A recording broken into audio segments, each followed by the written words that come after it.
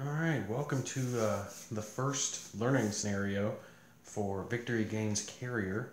Told you guys I was going to take and try to interject these little scenarios into my playthrough of Absolute Victory. So I've been reading the rulebook for the past few days here, trying to learn this damn thing, and I just now played through the first little introductory scenario. You're not even using the map. You don't even technically need the chits. You can do it all pretty much with the chart and the information they give you, which is pretty much what I'm going to show you. I went ahead and pulled out the chits anyway, just to have them. These are the Japanese units that are involved: 2 carriers, 2 cruisers, and I think it's 6 destroyers. The U.S. forces involved: 2 carriers, 4 cruisers, and it's, I think, 9 destroyers. And these are the airplane chits needed. Oh, just a FYI, you can see in the background I got my map for the game. I went out and got a poster frame for it, just like a generic one you can get at Walmart, and it fits the map perfect. It's a little cheap, like $7 or $8 frame, cardboard backing, thin plastic covering, but it fits the map perfectly and it'll help protect it.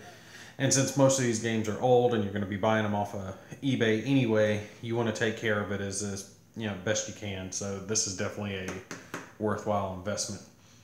Okay, so if you look in your instruction booklet here, you see Scenario 1, Decision in the Coral Sea. All right, let's list down everything you need to know to run this first scenario. Like I said, you can do it all just off the chart, and you're going to be looking at this chart here, the one that has air ground attack table, and you need the stuff that's on the inside: the cap combat table, the Japanese stuff down here at the bottom, and then this is for damages. I'll walk you through that as we go.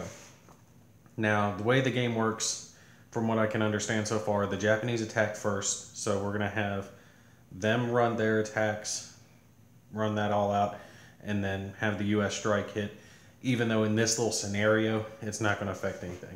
I'm going to be jotting down the numbers off to the side since the whole game isn't set up, just to kind of keep track of what's going on. Now, in this, you have, let's hold this up so you guys can see real quick. Sorry if it's not focusing perfectly. 8 Japanese air points. Come on, focus in. There you go.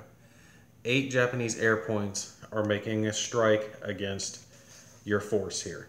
And you have 6 steps of Wildcats, the F4F, to defend against it. Okay? Now, for some reason, the way they did this, 1 point of Japanese air is worth like 2 steps of U.S. forces. It would have been easier and a hell of a lot less fiddly if they had just had it be the same across the board, because you wouldn't have to do any conversions.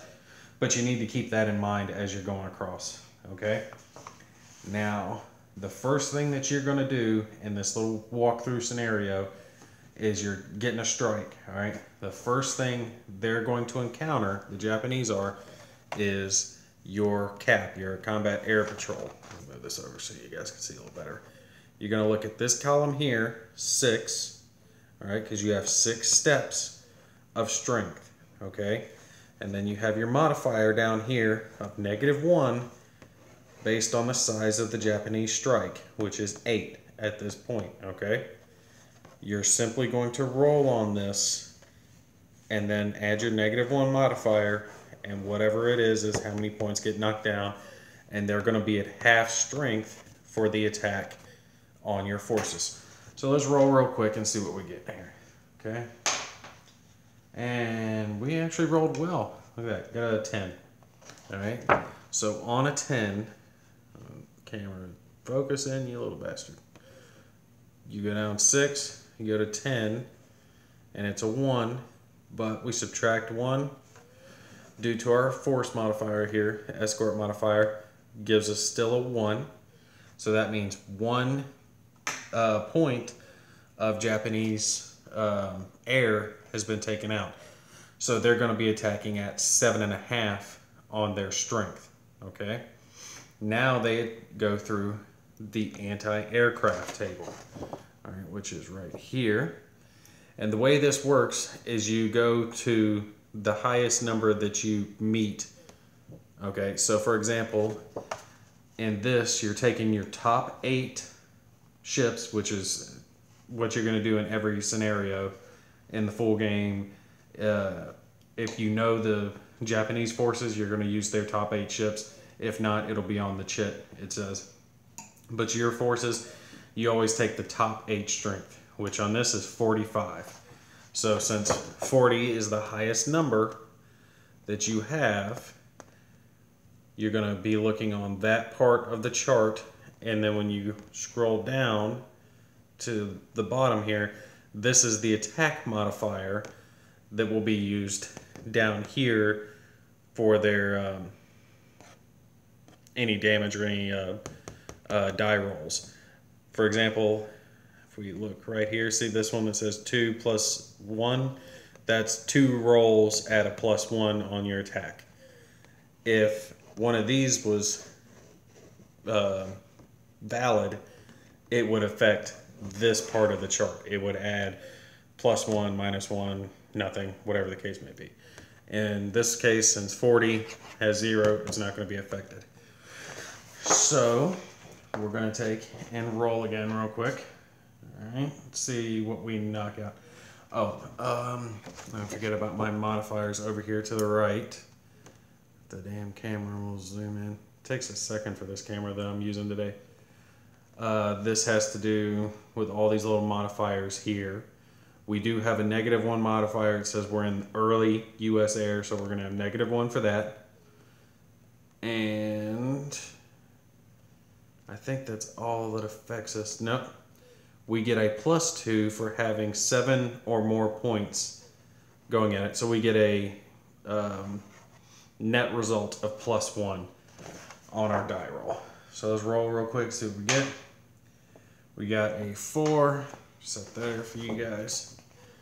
If we go down to 40, over to 4, with a +1 on it, it's going to bump us into the 5 or 6 range, and they lose another 1. So with that happening, they're going to be down to 6, which goes up to 7 for the attack, since they're having 2 that are at half strength. I know it's kind of a pain in the butt to keep track of, but they have 6 points of air that made it through the combat air patrol and the anti-aircraft fire, and the way the game explains it is half of the planes get shot down on their way in and half the planes get shot down on their way out. So for US and Japanese forces, half of the firepower and strength gets to attack. So their net result is a 7, all right, after the combat air table and the anti-aircraft fire. In the game, each point of Japanese air is worth 5 points in the early phase, 4 points later on. So it's 5 points now in this learning scenario. So you're going to look here on this air attack rolls chart. Focus up, you little butthead. 7 times 5 is 35. So you're going to come down here to an attack strength of 35. And it shows they get 3 die rolls at +0. No modifier to it. Okay. And no other target has no cap. There's no other modifiers down here below it that are applicable to our situation at this point, but you always want to check your little modifiers here. The modifier from the air attack die rolls chart is the number that's listed down next to it, and then the AA fire is what I'm talking about up here. So basically, they're going to roll, the Japanese's, 3 times on this chart, and that's how many hits. And they're going to attack the carriers first, and then on down the line to your bigger ships. So first roll is a 5, which gives them 2 hits. And jot that down. Second roll is a 3, which gives them no hits. And third roll is a 1, which gives them no hits. So they have a net result of 2 hits on this chart in total. What that would mean is that each one of these aircraft carriers would take one hit, which I don't have the chart out with me right now, but you would mark that on the sheet that comes with the instruction booklet that you make copies of. There's a Japanese side, an American side, and you mark it on that, and you know, after so many hits, the ship is heavily damaged and then destroyed. For example, you can see this marker here is for the Yorktown, and that top right number 8 is how much damage it can take. So it would be down to a 7 at this point. That's actually not too bad for a Japanese airstrike. Now we get to attack them back. So this is a little more complicated than the Japanese. If you see there, it says that our first attack is 8 SBD steps with 4 F4F steps and 2 TBD steps. The F4F are escorts. They don't have any firepower when it comes to attacking ships. Now each one of these counters, the front side consists of 2 steps and the back side is 1 step. The problem with that is the back side of the F4F, if you'll focus in here, focus, there we go, is the same as the front side. It would have helped if they had had something to differentiate that in the game, but the game's a little bit older, so you have to kind of bear with it. Alright, so we've got 2 chits here for the SBDs. Actually, we need 2 more. That's 8 steps of SBD, and set this up to the side here. Okay, this is our first attack. This would be on your strike chart of the map, which is over there to the left. Okay, so this is what is going to be attacking the Japanese force, and we get to pick what we're going to attack, and of course we're going to attack their carriers.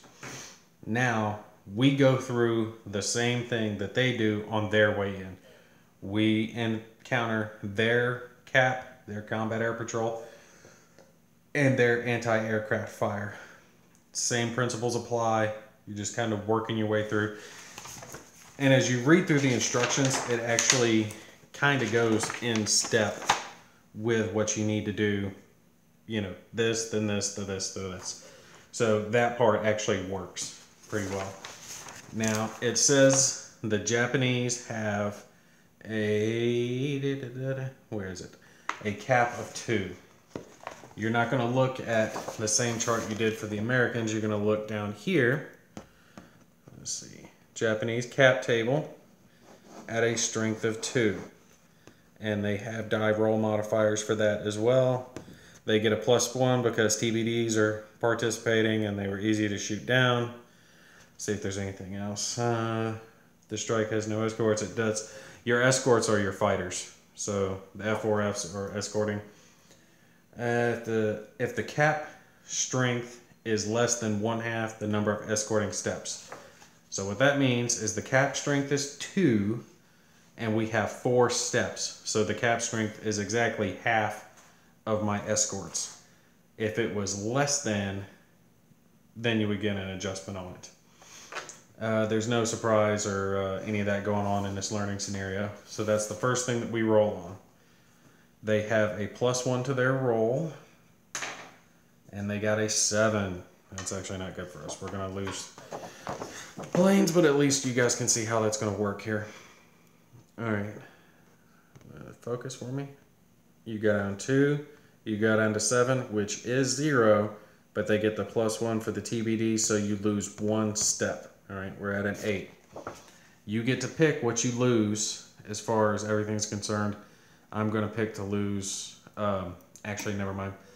You have to pick at least some of your attacking aircraft, your torpedo bombers or your dive bombers, before you can pick fighters. So I would have to lose, excuse me for doing that, 2 steps to be able to lose some of the fighters. Otherwise, I have to take it from my combat aircraft. So what I'm going to do is flip this TBD down to its lower strength side, but the same thing applies for the half getting shot down before, half getting shot down after. And that's where it gets kind of confusing, because you have to keep track of it, because half of this step is going to be able to attack, which is an attack value of 1/2, which gets rounded back up to a 2. So even though it's got an attack strength of 1 now, it's still going to have an attack strength of 2 for the actual attack. If I can pick it up and show you guys here. It's confusing as all damn hell. You see the TBD focusing, has an attack strength of 2, and on its lower side it has an attack strength of 1 on its flip side. So it is what it is. We'll flip it here and take and do our anti-air. Now I already added up the anti-air for the Japanese. It's a 24, and you're going to use the exact same table that you did for the Americans. They both use this. So you're going to go at 20 here, and the same modifiers are going to apply. If we're in this range, do they get this? See, what is going to affect them? We have a negative, see, -1 or -3. We have, yep, because that's 8 steps, 9 steps. Nope, we've got 9 steps, so this is not going to apply. None of these are going to apply to us. They'll apply on the next attack. So we'll go ahead and roll off real quick what they got. And of course, Japanese are rolling high. They got an 8 right over there. So you're going to look here at 20 and scroll down to 8, and we lose another step. All right. I'm going to go ahead and take that from the TBD as well. So this is effectively wiped out. It's destroyed. What's going to happen though is one of this firepower is still going to get to contribute to the battle. Okay. And at this point, since it's a coordinated attack, because some TBD is getting through to attack, if you have SBD and TBD bombers, it's considered a coordinated attack, and depending on where you are in the game, early phase or late phase, it's either 1/4 the amount of steps or 1/2 the amount of steps. We have in total 8, and another 4 is 12 and a half, so that's 13. They're going to get 1/4 of that, which is 3 points added to their entire combat score. All right. Trust me, it does get confusing, but you have to add that up and keep track of everything. 4 SBDs at 6 is 24, plus the 1 is 25, bumps up to 28. So we have an attack power of 28 attacking at this point. So you're going to go here on your chart to the highest point, which is 25, which means we get to roll twice. Once with a +0 and once with a +1. However, with the 20 up here, all right, you scroll down to the bottom of that, it's +1. That gets added to both of our attacks here, both of our die rolls.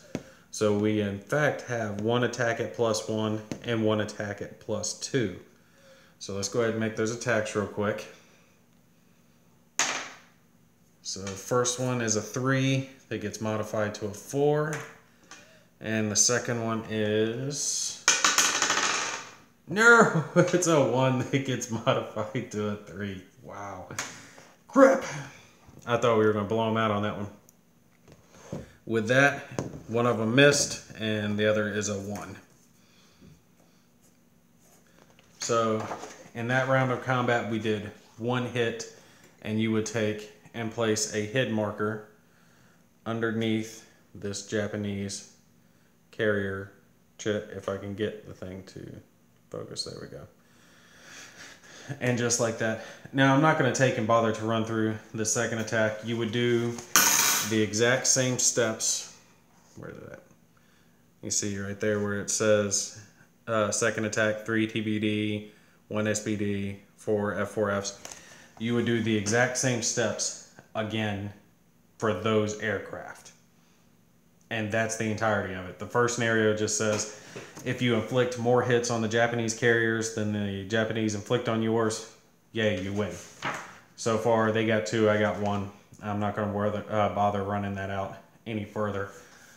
But what I've gone through here and those charts are what you need to understand for scenario 1. I kind of like how they're doing this because it's allowing you to learn the game in chunks, because this game is definitely difficult and hard to wrap your mind around, especially if you're new to wargaming like this.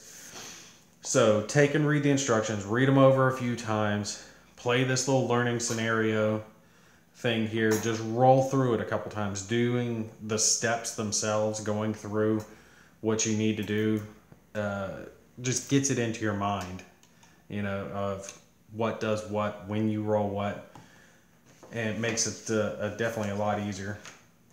I'm going to go ahead and cut this here. I'll get around to the second scenario whenever I can. It'll probably be a little while because I'm still working on uploading the Absolute Victory, and that's kind of my priority at this time. But I really want to play this game. I mean, look at the thing. Look how beautiful it is over there. It takes up all this space. You can have a game that's designed specifically for solitaire, naval combat. Supposedly, it's one of the better ones that's ever been made. I definitely want to learn this jigsaw puzzle, Rubik's Cube of a game so I can finally enjoy it. All right. If you guys have any questions, or if I said anything wrong or pointed out something wrong, I think I nailed it. I think I got it right. But on the off chance that I didn't, you guys let me know in the comments, and if I need to, I can update the video or edit, you know, whatever I need to do. Y'all take care. I'll see you in the next one.